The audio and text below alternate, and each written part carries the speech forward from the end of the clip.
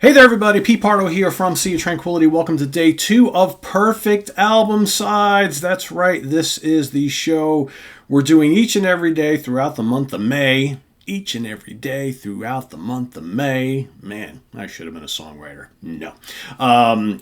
Each and every day throughout the month of May, we are going to be picking an album side from a classic album where, from start to finish, whether it be side A, side B, or maybe side C or D, right? Depending on if it's a single or a double album, where every song on that side is an absolute 5 out of 5 star classic. No weak songs at all. Never skip any of them. Each one a gem of a song from that band. Okay, so I will be doing many of these solo throughout the month, but I'll also be having certain guests come on from time to time to help me out with these, and we'll each be giving you a perfect album side on those particular days. So 31 days of May. We'll have many more than 31 picks by the time the end of the month comes around. So let's take a look at this particular one, my choice from today. You know, I had a couple of different album sides for this particular band that I could have chosen. I had like a handful of them. I didn't want to choose one because I've talked about that album so many times, and that was my, and I'm going to try not to go too obvious on this show, and kind of always pick what you'd expect me to pick, because there are a lot of albums that I love that have perfect album sides. So there was one album in particular from this band that I automatically thought, I'm like, no, I've talked about that album so much. Then there was another album that came out a little bit later that I love a lot, and it's got a perfect album side. But then I said, you know what? I'm going to go to something a little bit from earlier in their catalog that I think has a little bit of notoriety, but one that I don't talk about often enough. And this particular album released February 11, 1973 for Columbia, produced by Murray Krugman and Sandy Pearlman. I am talking about Tyranny and Mutation from the Blue Oyster Cult, as it says on the cover, the Blue Oyster Cult, right? Instead of just Blue Oyster Cult. And it's side A, otherwise known as the Black Side, right? We got the black and the red. This is their second album. The first album is very psychedelic, very much biker rock, whereas this sees the transition into, it's still kind of biker rock-ish, obviously, but a little less of the psychedelia, more of that kind of hard rock sound that they would do quite a bit throughout their career. But this is a band very hard to pigeonhole, because they do still to this day do so many different styles: hard rock, psychedelic rock. They do some pop stuff, right? They do some blues rock. They do some stuff bordering on metal at times, right?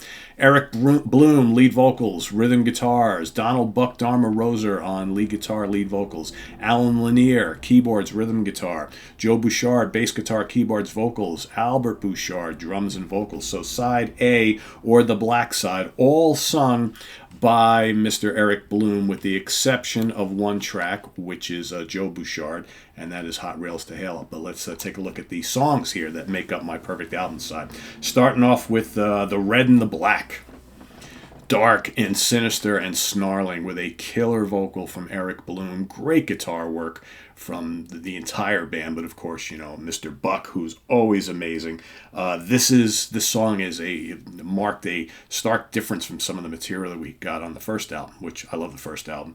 But here, this is like a different band. They're very mature all of a sudden, and there's some heavy material on this one, and that starts things off. Very haunting, chilling, hard rock song. Great, like I said, great vocal from Eric. Great guitar work. Then you got OD'd on Life Itself, which to me could have been a leftover from the first album. Very much in the biker rock style. A killer guitar solo. It's good. It's catchy. It's got that, like I said, this is early 70s here, but that definitely has that late 60s flavor. Really good party song. Like, you want to be cranking this outside. Got a bunch of your buddies out. Everybody's cracking open beers. OD'd on Life Itself. Fun song. Really dig it a lot. And then you got Hot Rails to Hell.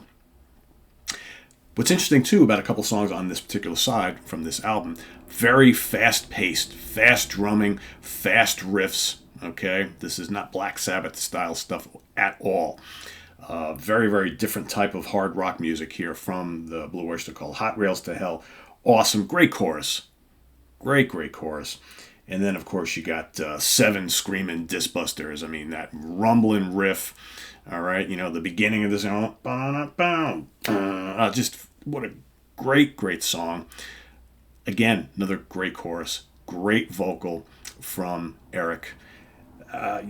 One of the things I love about this band so much is that you, especially, and even today with the current lineup, but with the classic period, you had these 5 guys, and each one of them brought to the table songs. They were all songwriters.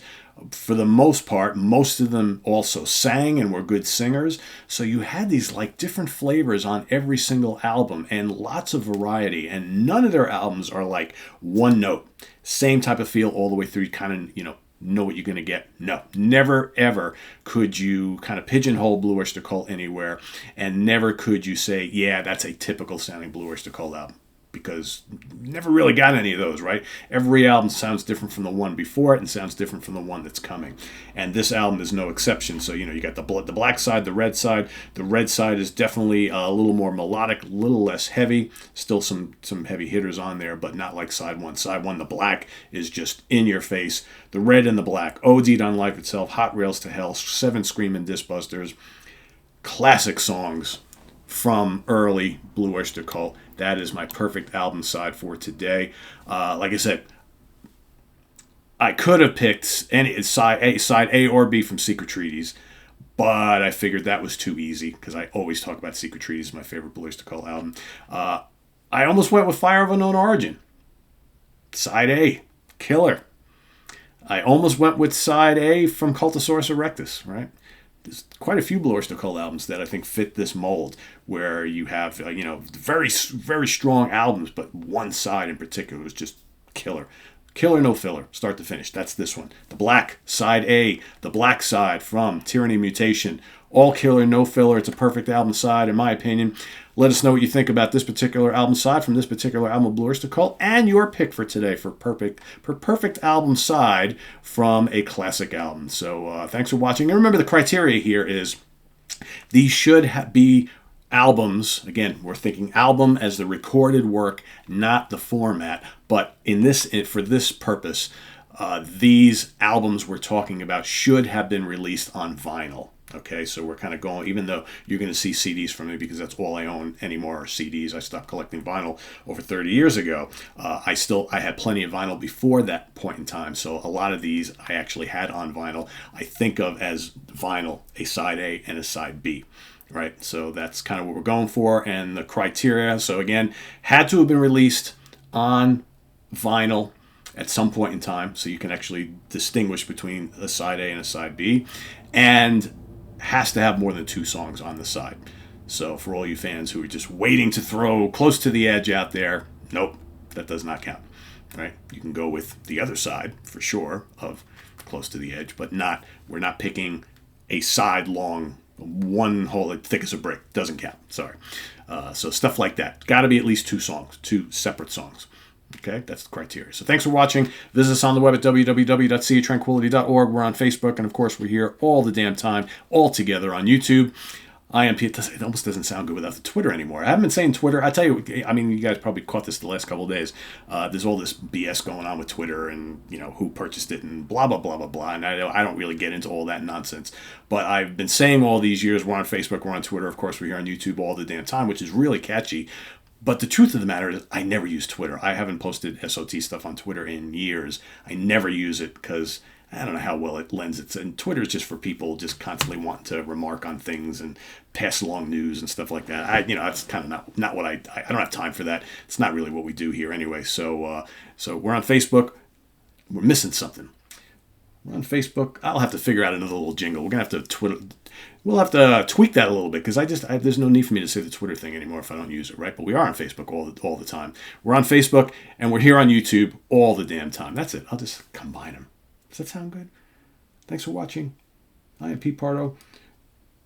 We're on Facebook. We're on YouTube all the damn time. Yeah, just eliminate one. It's easy, Pete. Don't overthink it. Anyway, thanks for watching, everybody. I hope you're enjoying your Monday. I'll tune in tomorrow for another episode of Perfect Album Sides. And, of course, we got the Hudson Valley Squares coming up tonight, so stay tuned for that. And we'll see you all then. Please subscribe if you haven't already. Click on that notification bell. Also, below, you got the links to our Ko-Fi page for channel donations and the link to our merch page where you can get awesome Sea Tranquility shirts and hoodies and caps and hats and all that cool stuff. I mean, who wouldn't want to walk around with one of these and help spread the word and have people come up to you in the supermarket or in the department store saying, "That's a cool shirt. What's Sea of Tranquility all about?" Well, you got 2 seconds? Let me tell you.